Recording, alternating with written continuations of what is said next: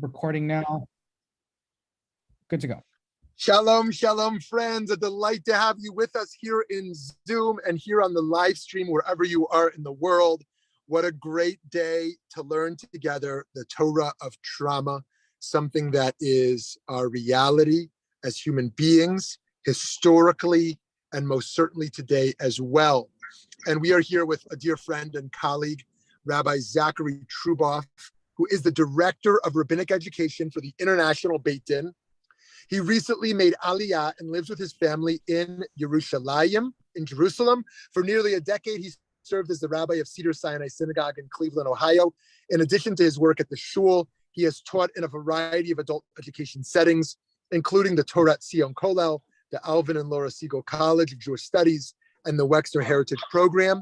He served as Director of Jewish Life and Culture at the Mendel JCC, where he founded the Cleveland Jewish Arts and Culture Lab, and was chosen by the Cleveland Jewish News as one of 18 difference makers, a select group honored for their contributions to Jewish communal life in Northeast Ohio. His writing on contemporary Jewish thought and Zionism have appeared in Lehrhaus, Akdamot, E-Jewish Philanthropy, and the Times of Israel. His book, Torah Goes Forth from Zion, Essays on the Thought of Rav Kook and Rav Shigar, will be published this coming year. I am very excited about that.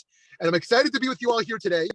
Rabbi Truboff has a rare talent of bringing deep textual analysis, deep Jewish wisdom, the personal side of his Torah, and empathy and compassion. So with that, Rav Zach, thanks so much for being here to lead us in the Torah of Trauma.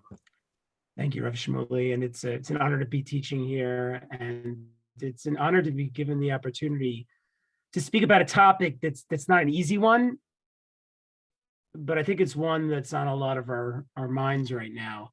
So I came to this mostly from my experience the last 2 years, like all of us, living with the reality of coronavirus. And I'll speak honestly, there have been times where it has not been easy for me.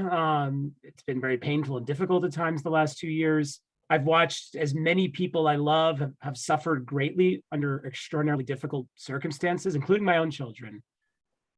Coronavirus isn't over, and none of us know if and when it will be over.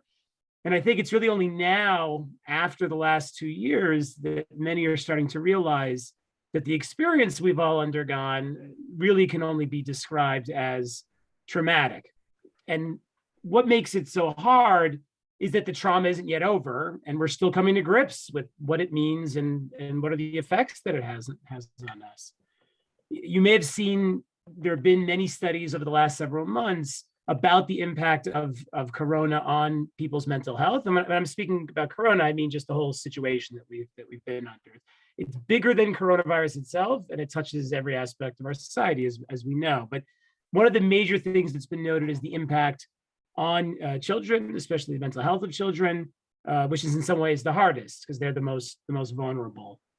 I was actually speaking with a friend just this week who shared with me that their child has been diagnosed with depression and hospitalized for an eating disorder during the pandemic over the past year. And it was very clear to my friend just how much the overturned reality had made things worse for their child. And I'll speak even openly in my own family. One of my children was also diagnosed with depression this past year. Thank God it was a light depression, and he's now doing much, much better. But it was very scary to see him go through it. I even saw, I think just yesterday, a prominent rabbi on Facebook post that he has seen an explosion of mental health issues in his shul and his community just in the last, it sounded like, weeks. He hasn't seen anything like this in the almost 3 decades that he's been in the rabbinettes, which I think says something. Trauma affects people in many very intense ways. It can bring about, as I said, feelings of depression, numbness, sadness.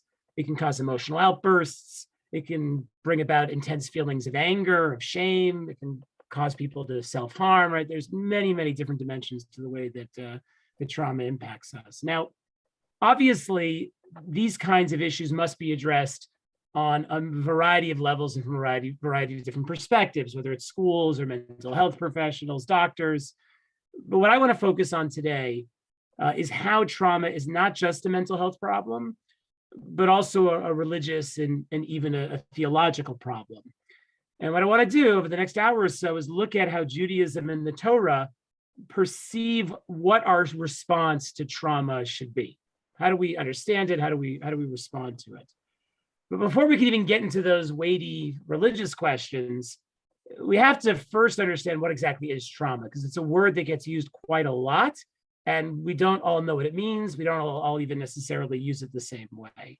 And try to understand what is it that makes trauma such an intense and difficult problem for us as human beings. So to kind of wrap our arms around what is trauma, what makes something traumatic, we're actually going to spend a little bit of time looking at an important text by Sigmund Freud, father of psychoanalysis, a text called Beyond the Pleasure Principle. We'll also look at another text by Freud.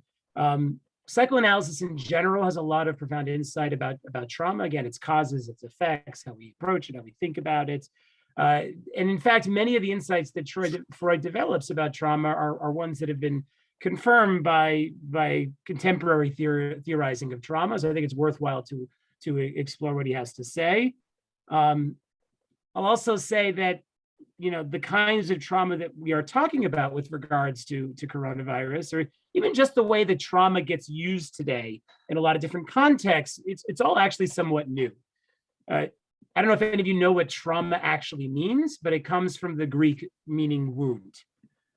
It's the reason why hospitals have trauma wards. Those are the places that people go when they've had a serious bodily injury and they need medical treatment and healing, right? A trauma was typically a wound on the body. That was the way it was understood. However, when Freud speaks about trauma, or when we speak about trauma, we tend not to refer so much to bodily injuries. What we're doing is typically speaking about a psychic injury of some kind. And as I said, this idea of a psychic injury is in some ways new. The idea that we can be psychologically wounded really only began in the late 19th, early 20th century, ironically with the construction of the railroad. Sort of an interesting historical fluke here. What does the construction of the railroad have to do with the emergence of trauma or psychic trauma? Well, once you have the railroad, you have railroad accidents. Trains collide, trains go off the rails. And what people started to see happening, this is very interesting, was that there were individuals who would be in a railroad accident and they would come out of it without any bodily injuries, right? They were like shaken up, but they were, physically they would appear to be okay. But what they would see happen afterwards is that people would suffer from emotional or even psychic symptoms, which is very strange, right? They're not hurt, they don't seem hurt. So what's going on here? If their bodies aren't injured, what's wrong? This problem became even more prominent after World War I because you had, tens of hundreds of thousands of soldiers returning home from the war, a lot of them without physical injuries, but as we know, they saw and experienced horrible, horrific things.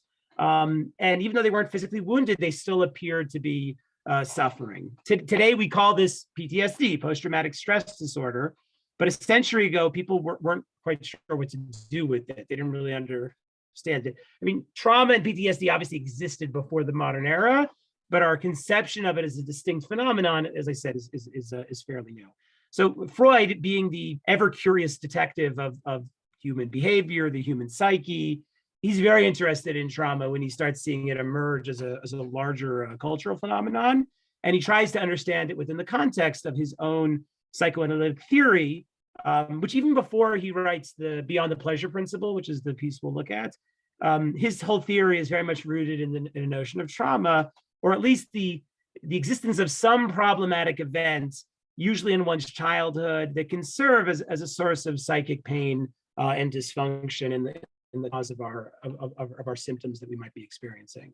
So we're going to take a look first, as I said, on a brief citation from Freud's Beyond the Pleasure Principle. He writes it in 1920. It's one of his later works. Freud dies in 1936 or 37, I forget. And this work is significant because he basically has to rethink a lot of his basic understanding of his metapsychology and his psychoanalytic method. Not so important for our purposes, but I want to just focus on how he thinks about trauma here. So again, he opens by noting that trauma is a relatively new phenomenon, again, tied to the railroads, tied to the war. He says that Here's how he describes it. After severe shock of a mechanical nature, railway collision or other accident in which danger to life is involved, a condition may arise which has long been recognized and to which the name traumatic neurosis is attached. And when he talks about traumatic neurosis, he's basically talking about what we call PTSD. The terrible war that is just over has been responsible for an immense number of such maladies, and at least has put an end to the inclination to explain them on the basis of organic injury to the nervous system due to the operation of mechanical force, right? People come back, they have these symptoms, these psychological issues. We can't explain them in terms of bodily injuries because they just don't have them. And now Freud goes on to describe what are the characteristics of trauma, what makes something traumatic for us. He says, in the traumatic neuroses, there are two outstanding features which might serve as clues for further reflection, right? What makes something traumatic?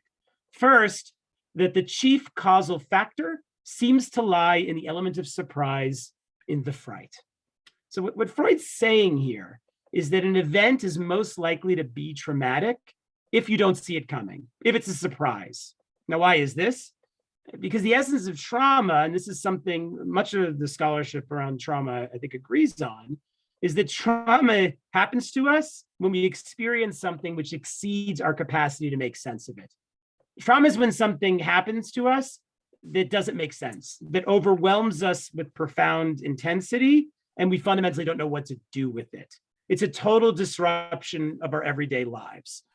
When something is a total surprise to us, it feels like it can't be explained, right? The way we experience the world, the way we normally think about it, is that things are supposed to happen for a reason.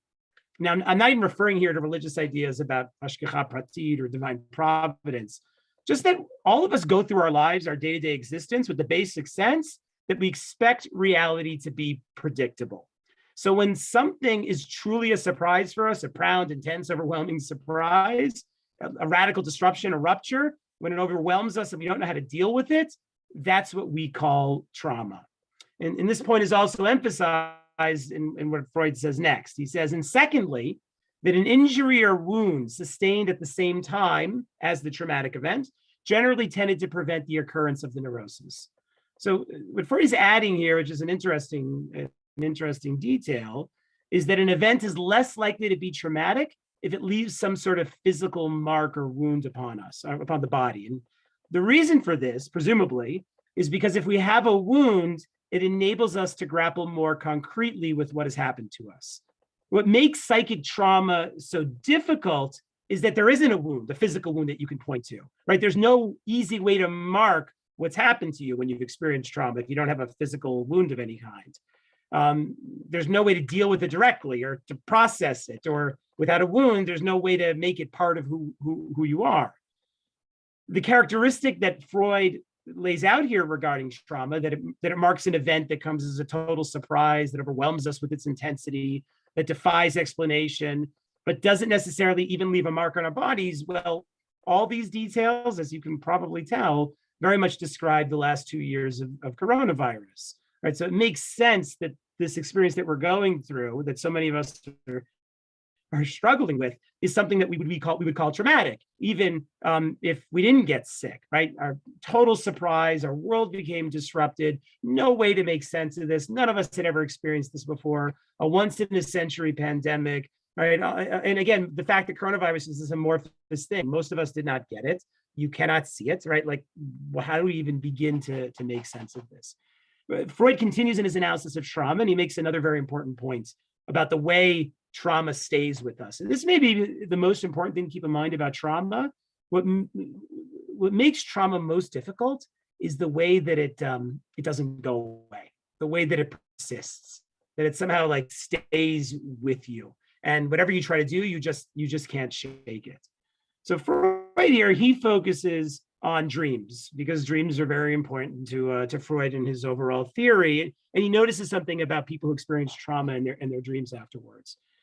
He notes that people who experience trauma have dreams about their traumatic experience, dreams that they keep returning to again and again about the traumatic event. Now, today we might call this flashbacks, but it was clear for Freud that whatever there is that's going on about trauma, people keep being drawn back to it over and over again. When you're drawn back to it again, it's deeply, deeply painful.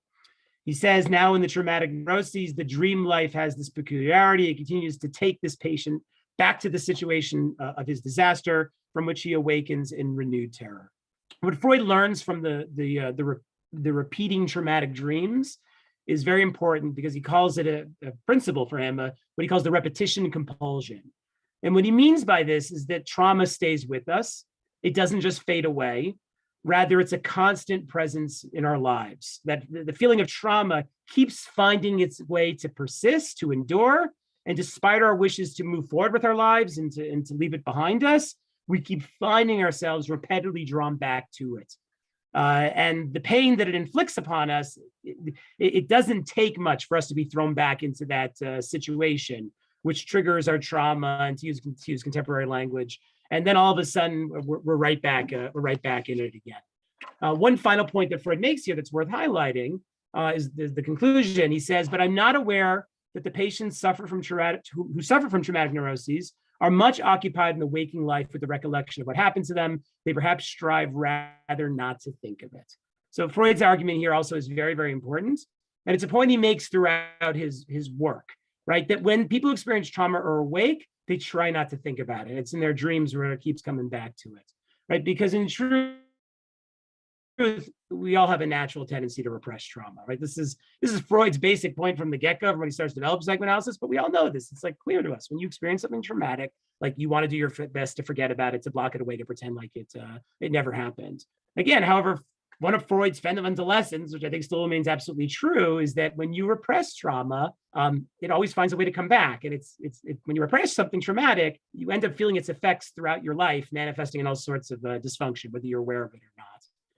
And if I could add just one more characteristic to Freud's definition of trauma here, it's the sense that when trauma happens to us, one's whole world feels like it's overturned, right? The classic line a person might utter to signify an event has been traumatic for them is to basically say, now that X has happened, now that this horrible thing has happened, and it could be, again, a loss of a loved one, an injury, a personal betrayal, whatever it is, whatever we would consider to be something truly traumatic for us, they'll say, now that this has happened, my life will never be the same again, right? Going forward, everything in my life will be marked by that which came before the traumatic event and that which comes afterwards.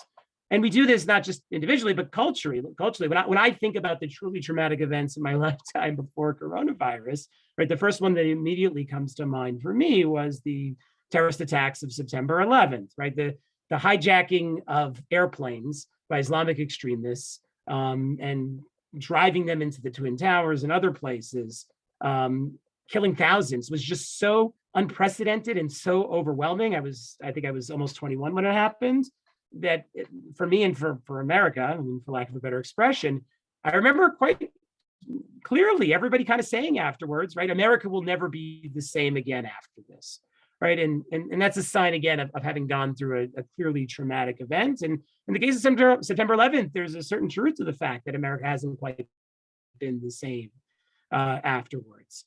And I think it's not a stretch to say that a lot of us probably feel that way about coronavirus, that our lives may very well be marked by the split between the time before coronavirus and the time afterwards, which again just goes to how profoundly difficult and overwhelming this is.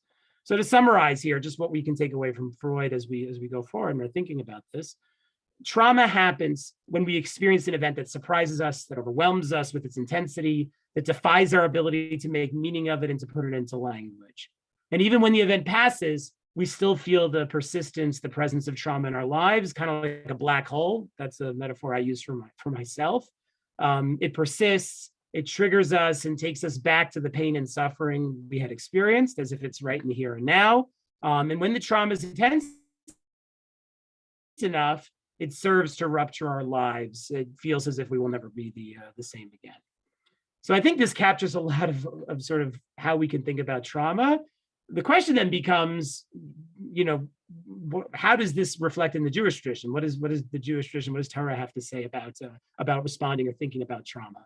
So the first thing I'll point out is that oftentimes when trauma is explored from a Jewish perspective, there is a tendency, or what I might even say a temptation, to turn to the Exodus story, So why the Exodus story? Because in a certain sense, it's a great story to use to think about trauma, right? What could be more traumatic than the experience of slavery and all the suffering it imposed on the Jewish people, right? We even have some good descriptions in the Torah, and even more graphic descriptions in the Midrashim about how terrible and overwhelming and traumatic the experience of slavery was. And perhaps even more importantly, why the Exodus is a good story to think about trauma is that the Exodus story has a happy ending. It shows us that trauma can be redeemed, right? The Jews are taken out of Egypt. Their oppressors, the Egyptians, are destroyed. Not only, in fact, are the Jews made free, but they eventually even reach the promised land, right? What could be a better story about trauma than that? We see how terrible it is, how painful it is, how it almost destroyed us, but the story ends in redemption, right? We were taken out and everything is made good in the end. Now, I understand the appeal of this kind of narrative, but I'm not sure it's the best way to think about trauma. And the reason for that is because it has this emphasis of idealizing the notion of redemption, right? That everything can be made right in the end. And in truth, if you look more closely at the Exodus story, you realize it's not so simple. It's not so simple as the Seder where we just say, may have that we went from slavery to freedom, from suffering to joy, from exile to redemption, right? It's a bit more complicated than that. Yes, the Jewish people are freed from Egypt. So you think, they've been able to be freed from their trauma, but as we all know, they don't embrace their freedom. In fact, they all want to go back to Egypt, right? They can't seem to escape their trauma, right? We think about Freud's repetition compulsion. Well, that kind of describes half of Sefer Shemot in Bamidbar, right? They can't escape the traumas of Egypt, no matter how hard they're trying.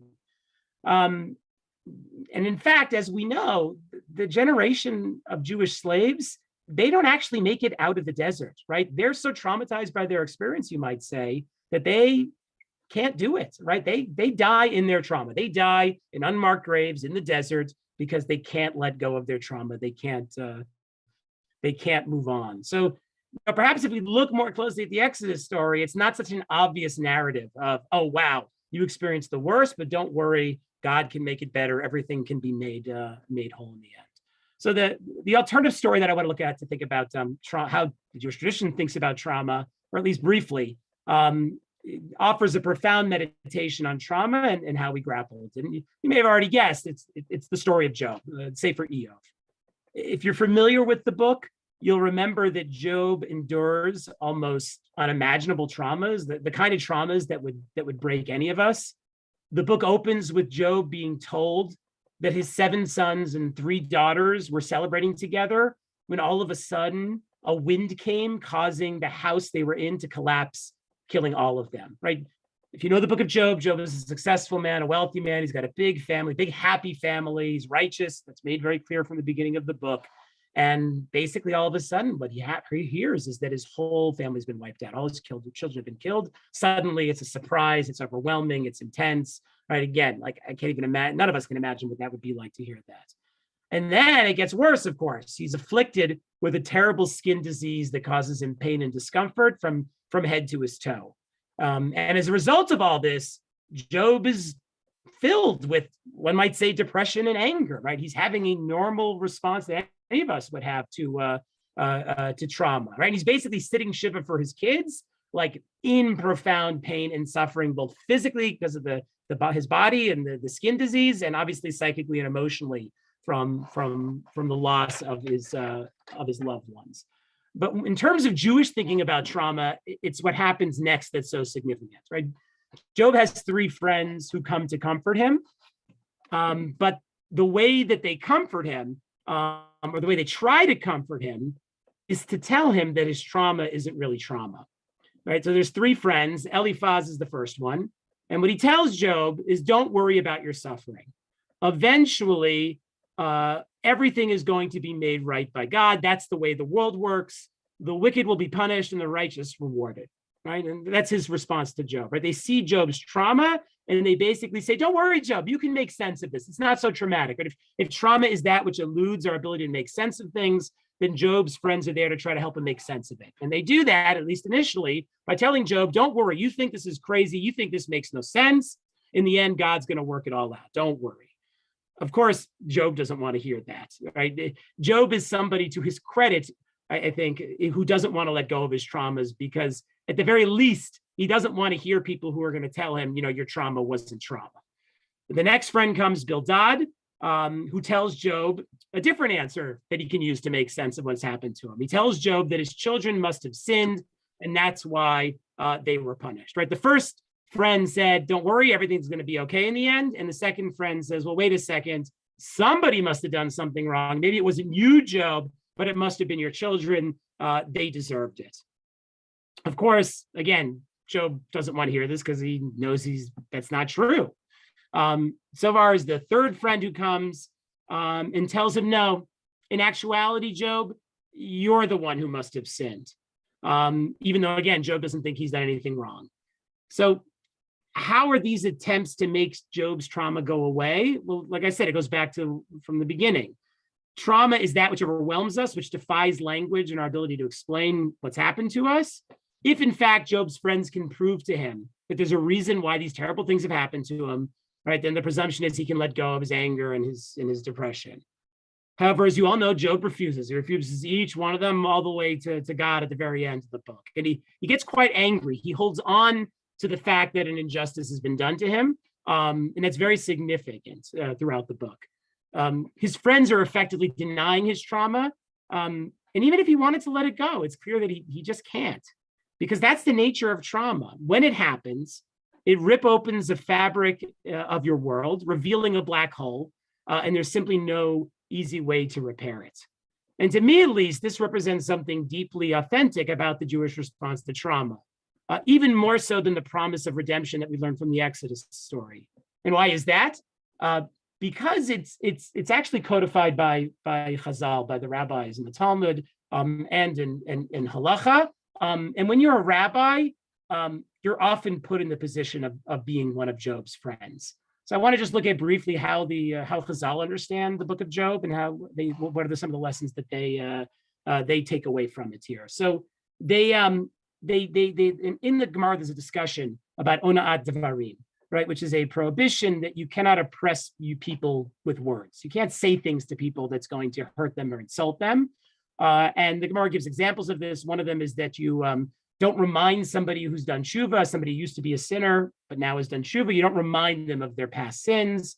You don't remind the child of a convert that their parents used to do all sorts of bad things, right? Because saying these things will cause great embarrassment and shame. And then the Gemara continues here, and you see it in the bolded part. It says, if torments are afflicting a person, if a person is experiencing trauma, if illnesses are afflicting them, or if he is burying his children, one may not speak to him in the manner that the friends of Job spoke to him. It's not your fear of God, your confidence in your hope, the integrity of your ways. Remember, I beseech you, whoever perished being innocent. Right? This is a quote from Eov. So again, what the Gemara concludes here is that when someone's experiencing trauma, you are prohibited. You are not allowed to try to give them answers that will help them make sense of it. Because if you do that, you're not being honest to who they are and what they've experienced. Right, like that's a fundamental lesson Judaism is trying to teach us, and it's a very hard prohibition not to transgress. And as I said, I say this as a rabbi who's been in the position of Job's friends more than once in my life. When you're a rabbi and someone comes to you who's experienced or is experiencing real traumatic loss, sudden death of a loved one, a child suffering terribly, a terminal cancer diagnosis. When somebody comes to you with these things, you are desperate to say something to them. You want to say something, offer any kind of religious language that can help them make sense of what they are going through. And this is natural. And it's a sign that you're a human being, that you have empathy for them. But in these moments, one feels the temptation to be like Job's friends, to try to convince the person who's experiencing trauma that everything's going to be all right, or that there is, in fact, some reason that can help make sense of what they're going through. I tend to see myself as a pretty rational person. I think Rav Shmuley can attest to that. I'm not the kind of rabbi who runs to traditional religious explanations for tragedy or suffering, but even so, it's still very easy to fall into the trap of Job's friends of trying to sort of push the trauma away and try to convince people there's not real trauma there. My very first shiva as a synagogue rabbi really tested me on this. I went to visit a couple. They weren't members of our shul, but they came periodically. And the couple had just lost their son to what was either a drug overdose or suicide. No one knew what was really the story there, and nobody really wanted to talk about it. And I remember sitting with them at their home during Shiva. I literally had just arrived in town a couple of days before, and hearing their profound pain, and these people I didn't even know, but I could just see their hearts were breaking. And all I wanted to do desperately was to offer them some kind of consolation. This issue here, this again, the prohibition of trying to honor trauma, you might call it, is also echoed in another halacha that I think people may be familiar with. When you make a shiva call and you come to comfort a mourner, you do not speak first, right? You walk in, you sit down, you wait for the mourner to speak. And again, this is quite hard if you've ever been in this situation. It makes shiva calls uncomfortable. To have to enter into the home and to sit in the silence. It can kind of be unbearable. But again, it has an important message for us. When there is trauma, you have to honor it. You can't just use superficial words or small talk to distract from it. You have to make a space and just learn how to sit with it in the room. The proof text that the Gemara brings here for this is again from the book of Job. Rabbi Yochanan says here from the source in Moed Katan, the consolers are not permitted to speak words of consolation until the mourner opens and speaks first. And again, here you see it citing from the book of Job. Ironically, in the book of Job, they actually listen to Job's trauma first and talk about it before they answer. Again, they got that part right, but they didn't get the other part right. But for us, again, it remains the same, right? When people are experiencing trauma, it's like prohibited for us to even speak first. We have to learn how to sort of sit with that pain of what they are going through. We don't just get to come and walk in, start with the small talk, try to cheer them up, right? We got to let them feel what they're feeling, and we just got to be there with them.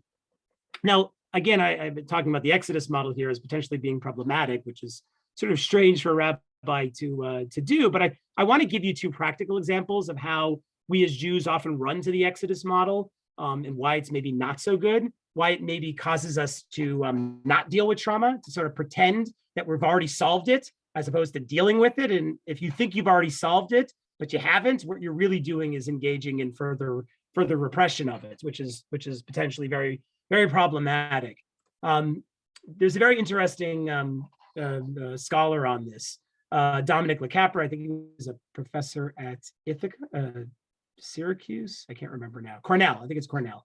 It's a very, very powerful book called Writing History, Writing Trauma, which he explores trauma from a post-structuralism, postmodernism, all history, like a really fascinating perspectives on it. There's an extended interview that he gave with Yad Vashem in the book. And he talks about the problematics of this sort of Exodus narrative of trauma being redeemed. And he cites two examples. The first example is Schindler's List. And I never really thought about this before, but when he describes it, you'll see that there's something very moving and powerful about Schindler's List, but there's something also a little uncomfortable about it when you look closely at what's going on there. He calls Schindler's List a model of the redemptive narrative, right? Where all the trauma basically gets, wiped away. He says it's a very interesting film for the first 3/4 or so, where you have the ambiguities of the Schindler character brought out. He says the first 3/4 of the movie is like good, because it presents things in sort of a multifaceted perspective, right? The fact that he's a Nazi trying to help Jews is retained in its tension. For you have a Nazi who's also an impresario, self-interested, self-indulgent, meaning Schindler's a complicated character. He's a complex character with contradictions, and that's good, right? Because it's showing that that's the way, history, the way human beings really are. But nonetheless, right, he's interested, he's trying to help people, he's taking the risks of it. But he says, it's towards the end of the movie, you have a resolution of all the tensions as Schindler emerges as a martyr and a hero. So Schindler goes from being this complex character who's got all this gray in him, and by the end of the movie, he's like a hero. He's like a tzaddik, right? His associate becomes a sort of Gandhi figure, leading the people across the horizon towards some unimaginable new beginning. You don't know where they're going. You think that they may be going to a land of redemption, right? So the story at the end of Schindler's List, right, is a positive story. It's almost like an uplifting story. I've heard this said before, right? The best Holocaust movie that's ever been made, people would say Schindler's List, is a movie about Jews who lived, right? That's a strange movie to choose as embodying the Holocaust, because the story of the Holocaust is not the Jews who lived; it's the Jews who died. And like Capra points out at the end of the movie, he says there's also this final ritual, which is really a kind of redemptive ritual rather than a form of mourning that is tensely bound up with the problems of the past. Instead, you have almost a yellow brick road along which the survivors come and in some sense redeem their past. Or if you're familiar with the end of the movie, I think it's the credits or before the credits, they have survivors saved by Schindler come and you see them now and they're like marching forward, and it's very, very moving. But again, what the Capra's pointing out is that there's sort of a redemptive narrative there that doesn't really describe what the Jewish experience of the Holocaust is all about, right? It's really the opposite of what the Jewish experience of the Holocaust is all about. And that bothers him because you cannot watch that movie and really get a sense of the trauma and the way that the trauma persists and continues for just about everybody. The second example he points to, and I say this as a Zionist and Israeli, is also very, very interesting. What he notes is that Israel had a very hard time with Holocaust survivors in the 50s and even up to the 60s, right? There were hundreds of thousands of Holocaust survivors who came to Israel after the war, right? Many who fought even in the War of Independence. But Israel did not want to hear from survivors at all. And the reason for this is actually pretty simple, right? The Holocaust traumatized those who experienced it firsthand, and it traumatized all Jews. And basically what what Israel felt was, Israel is the recompense for the Holocaust, right? We suffered, we almost just died. Israel is our redemption, right? We overcame unbelievable odds. We miraculously survived. We overcame, right? That is our redemption.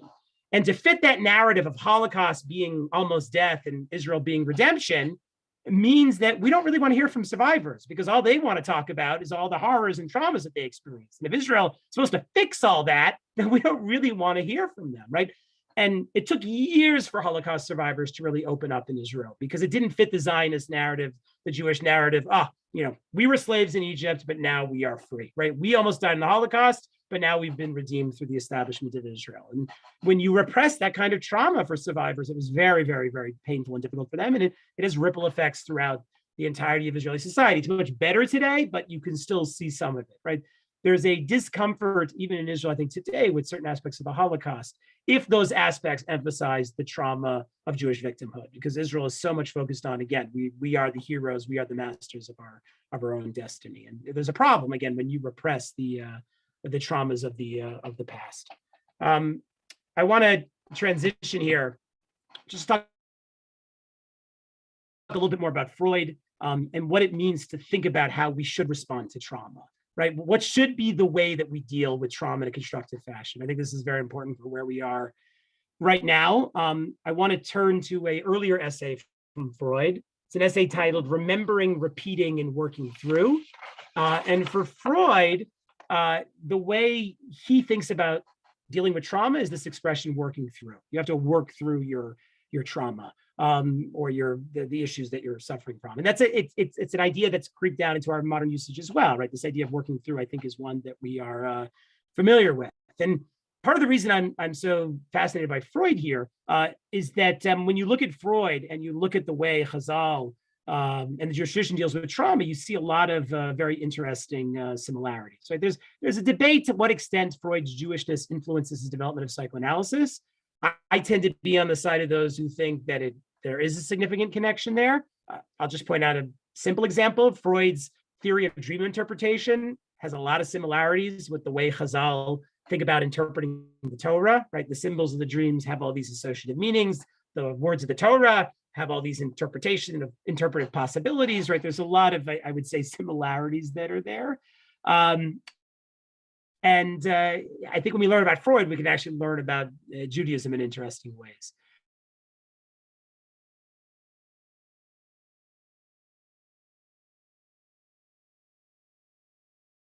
So when he talks about key character, in this same essay, Freud recounts sort of the history of the development of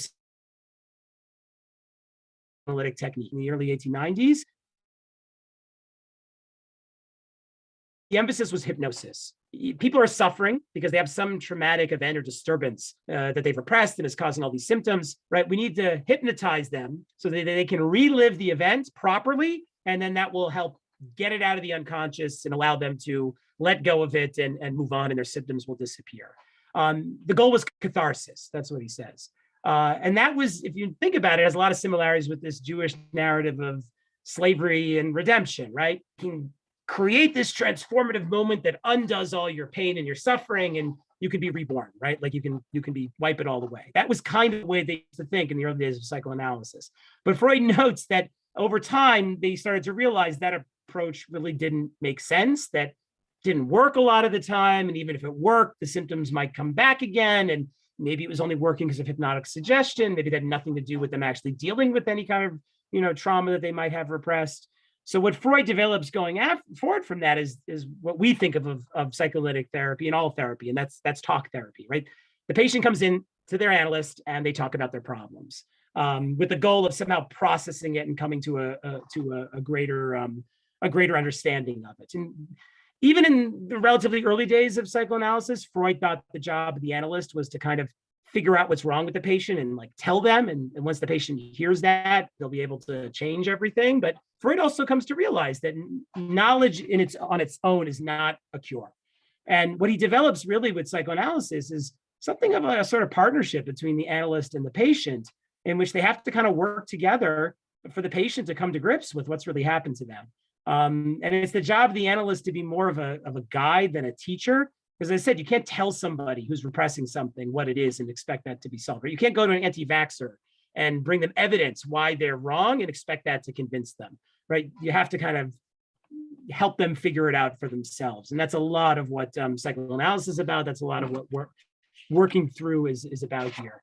So I won't read this because we don't have time, but I just want to highlight the key details that Freud notes about what does it mean to work through when we're repressing something that's so painful and difficult for us.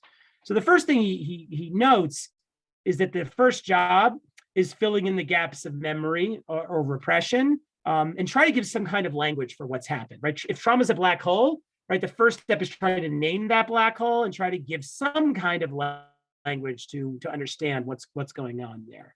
Number two, right, you got to try to treat the trauma as not something that's just in the past, but as something that exists in the here and now. Right, it's in the room with you when you go into to meet with your analyst. The trauma is not something in your distant memory. It's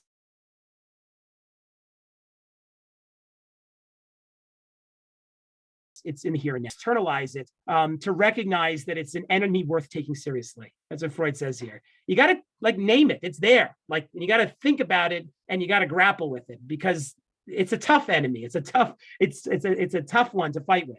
Number four, we have to engage our trauma in a therapeutic process, one in which we are allowed to confront our baggage, our symptoms, our pain, and look at it in the eye, as difficult as that might be. Instead of feeling passive, that we're trapped by it, we try to cultivate an active relationship with our trauma and ultimately take responsibility for it, right? The way therapy works is that the kind of relationship you have with your analyst, it's called transference. And without getting into all of it, what it basically means is the relationship that you have with your analyst, they're an important person for you, kind of like a parent, a father, mother, lover. And as we know, with our most intimate relationships, right, you bring all your baggage into it. And the way therapy works is you bring your baggage into the room, your trauma's in it, they're going to come out, right? They're going to repeat themselves. And when they repeat themselves in the context of therapy, of the analytic space, it gives you like more of a safe space to deal with it and to grapple with and understand it. Because when it happens to you, when you don't expect it, when you're triggered, it just, overwhelms you and practically destroys you. The last point Freud makes is that working through, this idea of working through, it's really hard. It takes a lot of time. There's no shortcuts. And success may not mean that the trauma goes away. There may never be a morning where you just wake up and it's completely gone. But what we can do is change our relationship to trauma. The process of working through allows us to no longer be trapped by it, to keep being triggered in quite the same way. We ultimately learn how to make a space for it, to live with it, to take responsibility for it, to make it a part of our world and to make it part of who we are. For Chazal, the rabbis, the Talmudic rabbis, the Torah really was their medium through which trauma could be worked through. And this makes sense for a bunch of reasons. As I mentioned, in addition to being a problem for the individual, trauma always presents itself as a theological problem, right? Because if God is supposed to make everything okay, like how is it that trauma could be there? And this thing that doesn't ever seem to go away. Chazal themselves experienced the great trauma of the temple's destruction, and the Beit Midrash became a sort of clinical space to engage in Freud's notion of working through, to bring trauma into religious language and try to find a space for it. Right? The Torah and its breadth and depth became a palette through which the rabbis could paint a picture of the world in which God and trauma and the Jewish people could all coexist. Rather than bottling it up, it allowed them to express their anger and their hope, to include a book in the Bible that questions God's justice, right? That's what they did. Like, that's what the book of Job is. A book that actually makes God look pretty bad in the end. If you read to the end of the book of Job, God does not come out looking so great. This is really absurd from a traditional religious perspective, unless you recognize that they did this so as not to repress their own traumas, not to try to wish them away, as Job's friends did. Now, if we had more time, I'd try to show you examples from Chazal where they do this in a variety of ways. There are some very powerful rabbinic stories and midrashim, and they're often quite radical from a theological perspective because they're trying to make a space for God, them, and trauma.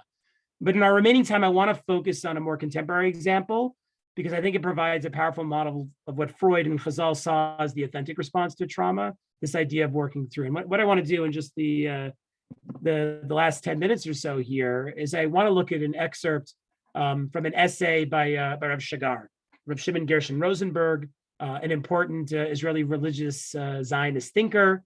He's born in 1949. He dies in 2007. He's unique for a lot of reasons, and I personally find him very, very, very meaningful, his writings.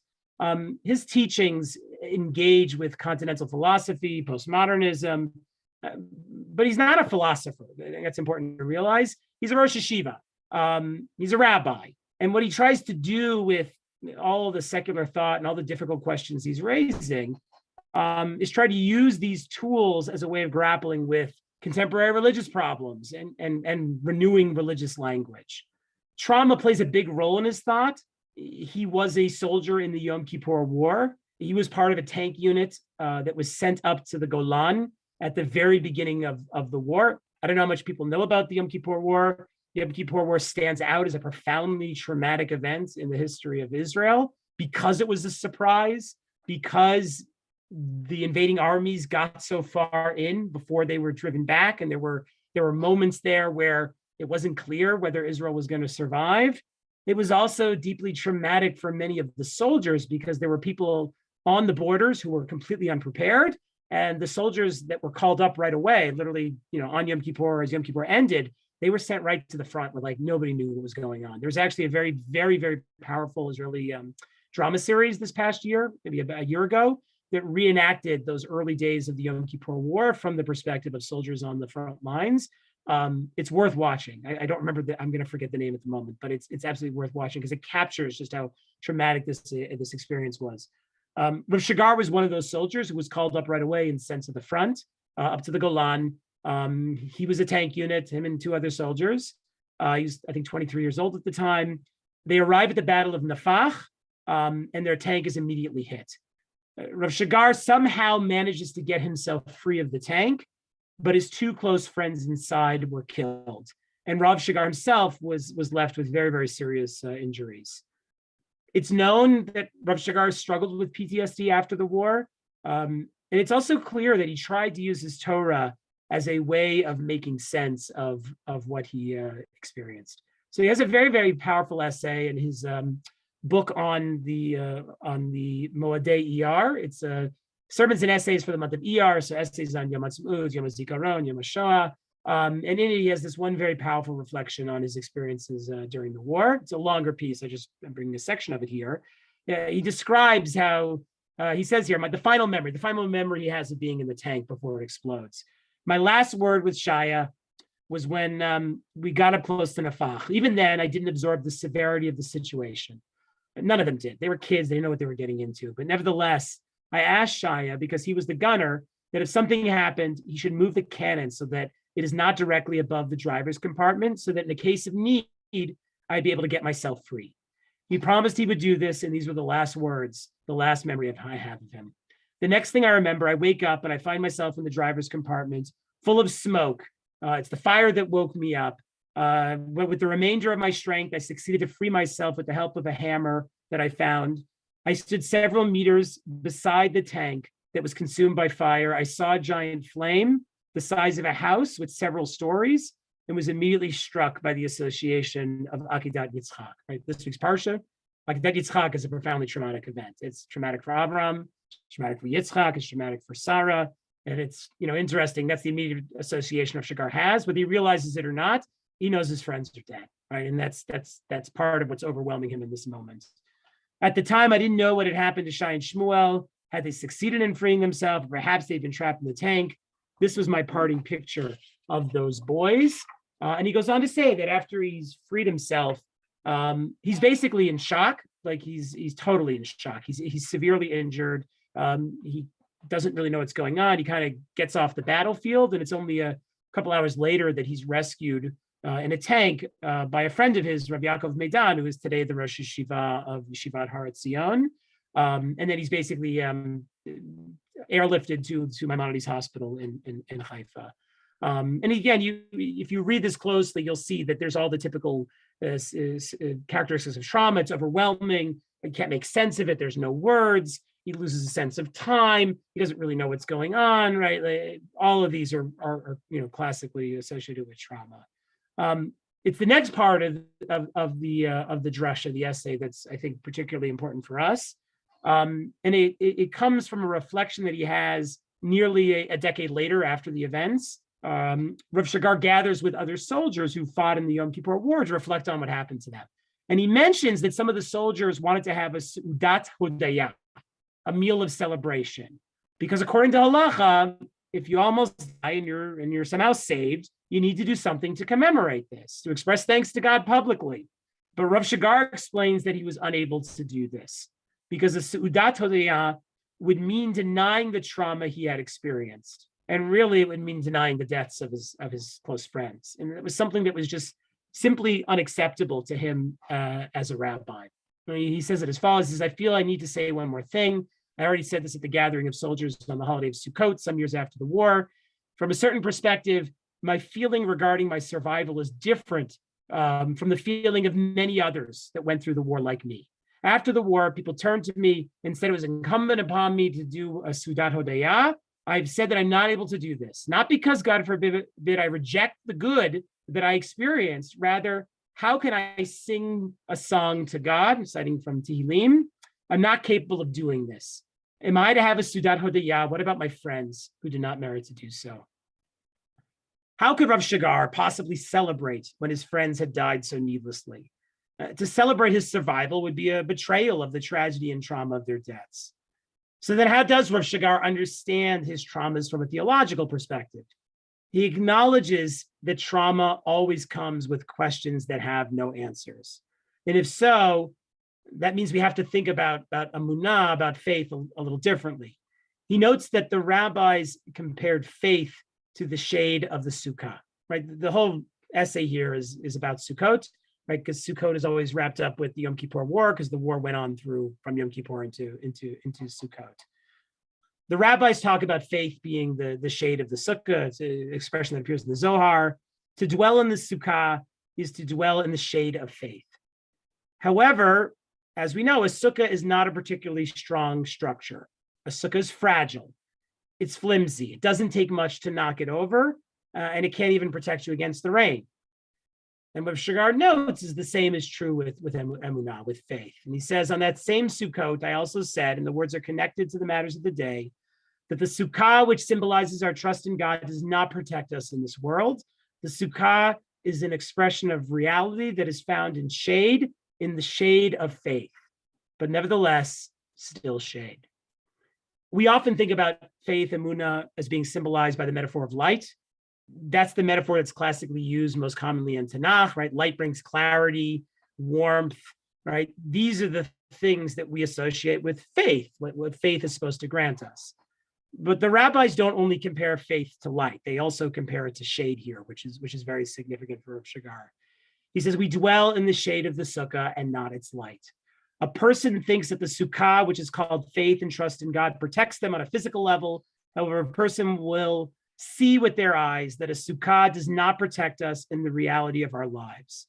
In the reality that appears before us. The divine providence we all believe in exists in the world like shade and not like light.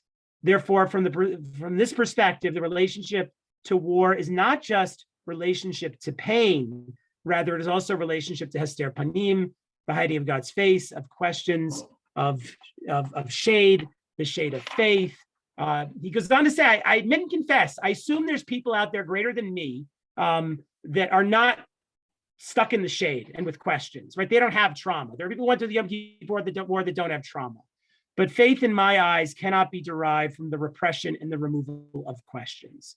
The religious Zionist community in general, you should know, tended to repress the traumas of the Yom Kippur War, because for them, the story of Israel was the story of redemption, right? We are moving towards Geula, Reshit Tzmichat Geulatenu, right? And then you have the Yom Kippur War come, which is so traumatic, they almost die, right?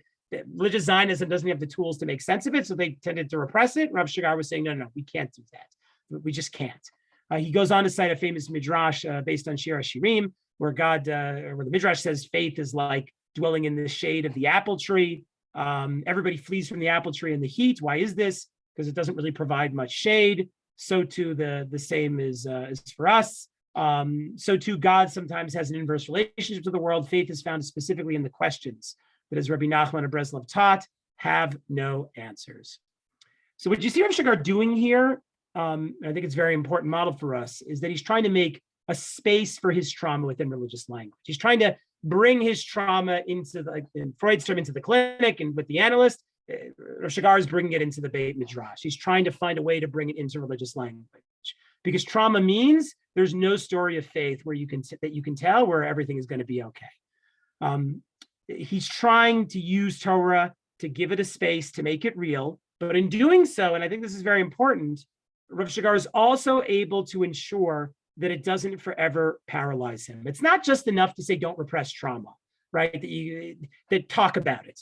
Because the thing is with trauma, if all you do is talk about it, you never let it go. In fact, talking about it can actually make it worse, right? The challenge is to talk about it, to bring it out and find a way to change your relationship to it, to make sure that it doesn't become this eternally destructive force in your life and traps you and that you can't escape from it. And as we said, this is not easy work. It's really a life's work.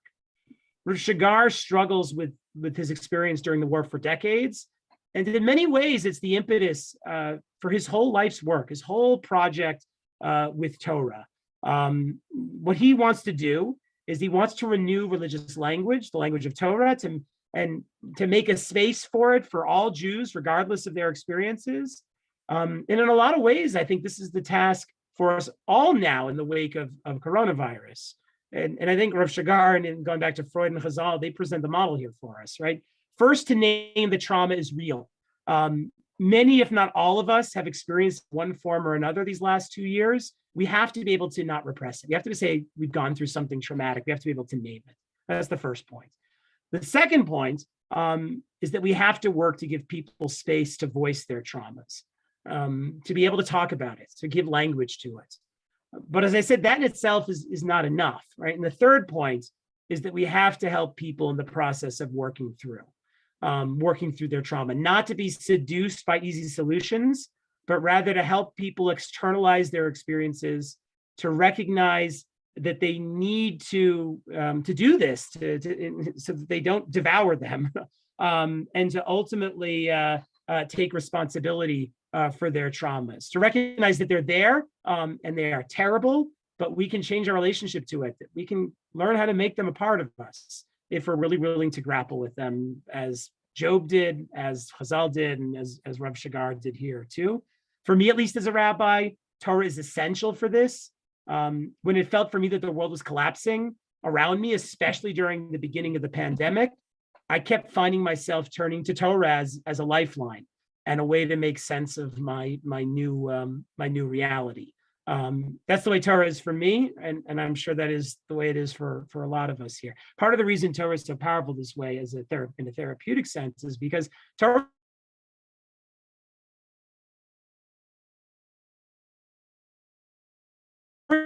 is like the analyst.